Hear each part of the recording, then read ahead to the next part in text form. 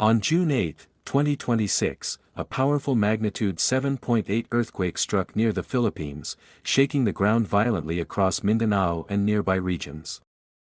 Buildings trembled, roads cracked open, and panic spread within seconds as people rushed out into the streets.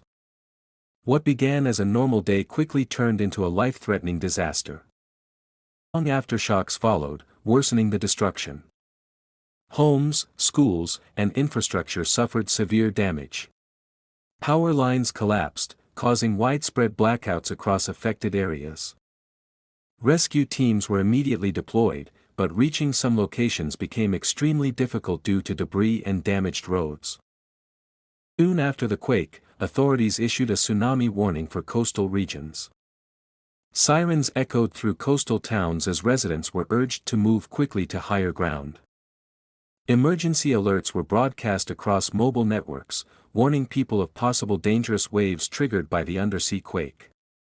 Fear and uncertainty spread as the ocean conditions began to change.